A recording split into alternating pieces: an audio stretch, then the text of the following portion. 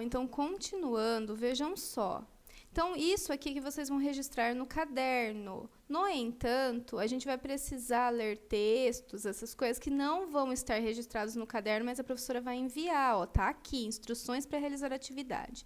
Então, a gente começa aqui, ó, qualidade da água, o que é água invisível? O que é água invisível? A gente vai ter o texto para ler e refletir. Então, antes de fazer isso aqui, a gente vai lá ler o texto, que está aqui embaixo. Olha só, esse texto interessante. Vocês vão ler esse texto e a gente vai, então, refletir sobre, hein? Pessoal, então, eu vou dar um minuto aí para vocês fazerem a leitura desse texto e irem grifando as partes que vocês acharam mais impactantes, mais interessantes, mais importantes, o que for, ok? Então, um minutinho, pausa aí o vídeo. Quando você terminar de ler, volta aqui para mim. Então, vamos lá. A professora não vai ler na íntegra o texto, mas eu vou falar para vocês o que é muito importante que a gente tem aqui de reflexão sobre esse texto. Então, para começar, ó, a gente tem a utilização da água no cotidiano, né? Em todas as ações que a gente tem no nosso dia a dia, que é tomar banho, preparar comida, lavar roupa, né? E tudo isso vem contabilizado na conta da CPFL no final do mês. É assim que a gente vê, né, a quantidade de água que a gente gasta no mês. E aí vem lá quantos litros de água e tudo mais. Só que o texto está trazendo para a gente que existe uma tal de água invisível. E aí ele vai explicar o que é isso. A água invisível é toda a água que é usada na produção daquilo que a gente consome.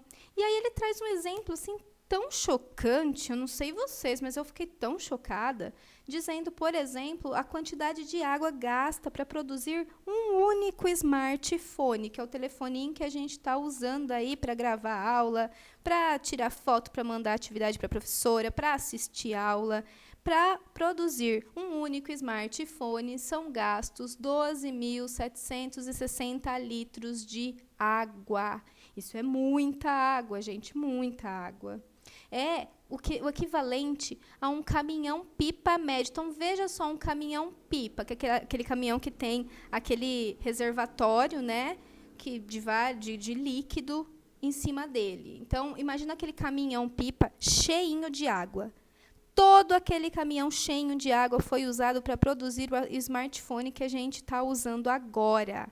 Um para cada smartphone. Então, quer dizer que é um para o meu, um para o seu, um para o do colega, um para a mãe, um para o smartphone do pai, e assim por diante. Isso é muita água, galera, muita água. E aí, continua aqui, ó, no caso de uma fruta, por exemplo, se contabiliza a água da irrigação da planta durante todo o cultivo. Então, todo dia, para plantar lá, para crescer a maçã que a gente comeu hoje no café da manhã, foi preciso irrigá-la, né? E toda essa água vem de um lugar, né? E ela foi contabilizada. Então, olha só que interessante. E aí ele fala, o texto traz que a irrigação, a agricultura, aliás, é responsável pelo maior consumo de água no mundo, segundo a ONU. Que gente, olha, isso é muito sério. Ela consome cerca de 70% da água doce disponível no planeta. Isso é, 70%, gente. Vamos pensar, só sobra 30% para todo o resto. Então, isso é muito, né? E aí disse aqui, ó, que por dia cada pessoa consome de 2.000 a 5.000 litros de água invisível contida nos alimentos que come.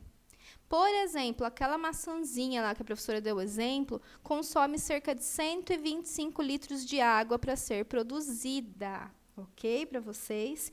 E mais do que isso, a pecuária também é responsável pelo um exorbitante consumo de água. Por quê? Porque para cada quilo de carne de boi, de vaca que a gente, né, vai comprar, são gastos mais de 15.000 litros de água, quer dizer que é mais de um caminhão-pipa para produzir lá 1 quilo de carne bovina. Mas a gente se pergunta, mas para quê? Por quê? Da onde? A carne não é água? Por quê, gente? Essa quantidade, ó, é utilizada desde quando o boi né, a vaca, enfim, que eles nasceram, então eles bebem muita água, né, e também os alimentos que eles comem também na produção dos alimentos daquela ração, tudo precisa de água. Então, toda essa água é contabilizada. E depois disso, quando ele vai para o abate, para o frigorífico, na limpeza do frigorífico, no resfriamento do ambiente, tudo isso vai água. Então, o montante de água para cada quilo de carne é cerca de 15 mil litros de água. E aí o texto traz algumas dicas para a gente evitar o gasto abusivo, né, excessivo dessa água invisível. Um deles, olha só, é muito interessante a gente ver como que as ciências, ela junta com geografia nesse momento, né? Lá em geografia a gente está falando sobre o consumo consciente de água e aqui a gente está falando também sobre isso. Então, olha, está tudo interligado, é tudo compartilhado mesmo. Então, antes da gente fazer qualquer compra, vamos refletir sobre a necessidade de adquirir um novo item. Ao invés de comprar um novo, por que não consertar se puder, não é mesmo? Fazer uma feira de trocas com amigos, com familiares, passar roupa adiante. Então, a roupa não serve mais para mim, eu enjoei dessa roupa, eu vou dar para alguma pessoa. E aí ela vai evitar comprar roupa, ela vai usar a que eu dei para ela, não é? Compartilhar bens e serviços, né, usados. Dar preferência para itens duráveis do que os descartáveis. Então, ao invés de eu gastar 20 copos descartáveis por dia com a minha família em casa, só para não precisar lavar os copos que a gente vai usar de vidro ou de plástico, né? De plástico, aqueles acrílicos, né? Por que não usar, então, os que vão durar, não é mesmo? Olha, isso é muito importante aqui, ó. Dar preferência para os alimentos produzidos próximo ao local onde você mora. Então, ao invés de comprar lá no mercado, comprar na feirinha do bairro, né? Por quê? E também os alimentos da estação, porque todos esses aqui, ó, eles vão exigir menos consumo de água para serem produzidos. Também aproveitar cascas e sementes, talos, tudo que é jogado fora, geralmente, de frutas e verduras, né, e legumes, a gente tentar utilizar, porque gasta muita água lá, e tudo que vem das frutas, das verduras, tudo é nutritivo, dá para a gente criar receitas inovadoras.